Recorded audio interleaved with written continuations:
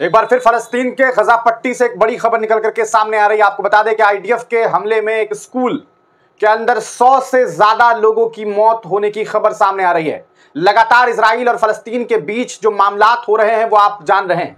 किस तरह से हमास को खत्म करने के नाम पर इजराइल की जो फोर्स है वो लगातार गजा पट्टी में बमबारी कर रही है। उधर हमास गजा पट्टी पर उधर हमास जो है वो इस्राइल के ऊपर हमला कर रहा है, उधर हिजबुल्लाह जो है वो हमला कर रहा है। तरह तरह के नाम हैं, तरह तरह के हमलों की खबर है, लेकिन हकीकत यह है कि गजा पट्टी में मासूमों की जान जा रही है। आपको बता दें कि अल-ताबीन और एक और जो स्कूल है उसके ऊपर आज दिन फजर के बाद जो है वो हमला हुआ और आपको बताएं कि इस हमले में 100 से ज्यादा लोगों के मारे जाने की खबर है। लगातार ये मामला बढ़ता जा रहा है। एक तरफ ईरान इसराइल को ये धमकी पर धमकी दे रहा है कि हम आपसे इस्माइल हानिया का बदला लेंगे, लेकिन वो कब हमला करेंगे कब नहीं करेंगे इसका कोई जिक्र नहीं है। बस करेंगे, बदला लेंगे, ये बातें हो रही है। लगातार इस्माइल हानिया के मारे जाने के बाद, उनकी शहादत के बाद ये बात जो है सामने आ रही है। लेकिन अभी जो खबर निकल करके सामने आ रही है, ये जो आप तस्वीर देख रहे हैं, ये हम आपको दिखा रहे हैं। आप देख सकते हैं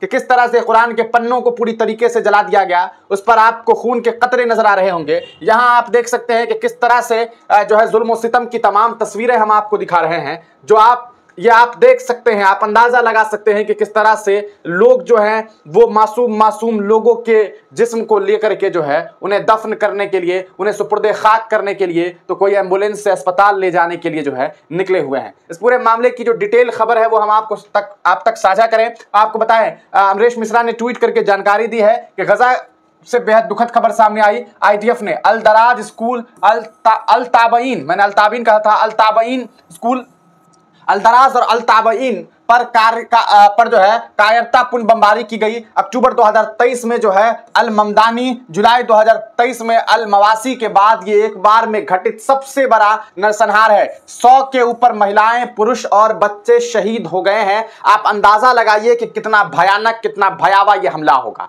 फलस्तीन के ऊपर जो कुछ हो रहा है, गजा पट्टी में जो कुछ हो रहा है, क्या इस पर दुनिया की नजर नहीं है? क्या मुस्लिम ममालिक, खास करके मिडिल ईस्ट में जो मुल्क है, क्या उनकी नजर नहीं है? क्या सऊदी अरब, कतर, क्या तुर्की ये इन तस्वीरों को नहीं देख रहा है? अगर देख रहा है तो फिर क्या वजह है कि लगातार ये कहानी अक्टूबर के बाद से खत्म होने का नाम नहीं ले रही है? एक तरफ जब लोग सीज फायर की बात करते हैं तो अगले ही दूसरे दिन जो है फिर एक बड़े हमले की खबर सामने आती है और फिर लगता है कि ये लड़ाई शायद अब कभी खत्म नहीं होगी। सवाल यह है कि ईरान भी पिछले कई दिनों से सीधे तौर पर यह बात कह रहा है। अभी यह भी खबर सामने आई थी कि हमास से ईरान ने कहा कि हम जो है इसराइल के ऊपर हमला करेंगे, लेकिन एक अकेला इसराइल पूरे ईरान और कहा जा सकता है कि जितने भी मुल्क हैं उन तमाम मुल्कों पर हावी बना हुआ है। आखिरकार क्या वजह है, कैसे हो रहा है, ये एक सवाल या निशान है। आपको बताएं कि ये जुल्म और सितम की कहानी अब इस तरह बढ़ गई है कि अब शायद इसके बारे में बात करना हर रोज लगता है कि बस एक ही कहानी पढ़ी जा रही है, वो ये कि जुल्म हो रहा है, मिसाइल्स दागे जा रहे हैं, बमबारी हो रही है, लोग मारे जा रहे हैं।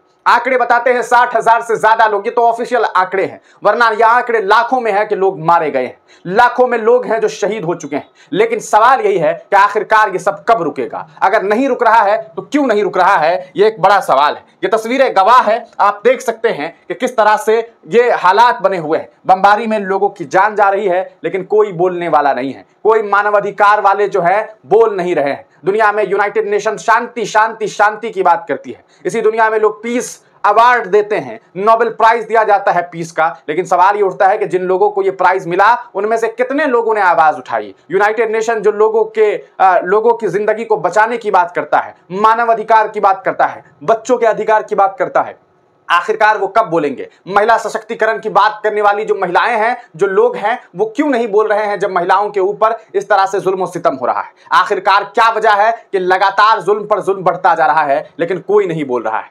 वहीं आप देखिए इसी हिंदुस्तान में कल के दिन जब देश की राजधानी दिल्ली में कुछ लोग शांतिपूर्वक तरीके से, जी हाँ शांतिपूर्वक तरीके से, जब फलस्तीन में हो रहे जुल्म और सितम के खिलाफ आवाज उठा रहे थे, वो शांति की बात कर रहे थे, सीज फायर की बात कर रहे थे, तो उन्हें दिल्ली पुलिस उठा करके ले गई और 7 घंटे के बाद उन्हें छोड़ा गया। आप देखिए कि बांग्लादेश में एक दिन तख्ता पलट हुआ, कुछ माइनॉरिटीज के ऊपर जुल्म और सितम की खबर सामने आई तो पूरा हिंदुस्तान परेशान कि हिंदुओं के ऊपर जुल्म और सितम हो रहा है। लेकिन एक मुल्क के ऊपर लगातार पिछले कई महीनों से जो है हमले हो रहे हैं, लेकिन कोई बोलने वाला नहीं है। यह बताता है कि किस तरह से यह दुनिया जो है वो 2 हिस्से में बट गई है। एक जिसे कोई मतलब नहीं है कि मुसलमानों के साथ क्या हो रहा है, एक वो जिसे सिर्फ इस बात से मतलब है कि उनके ऊपर जुल्म क्यों नहीं हो रहा है। आप तमाम लोग इस पूरे मामला को किस तरह से देखते हैं, अपनी राय कमेंट सेक्शन में जरूर दीजिएगा।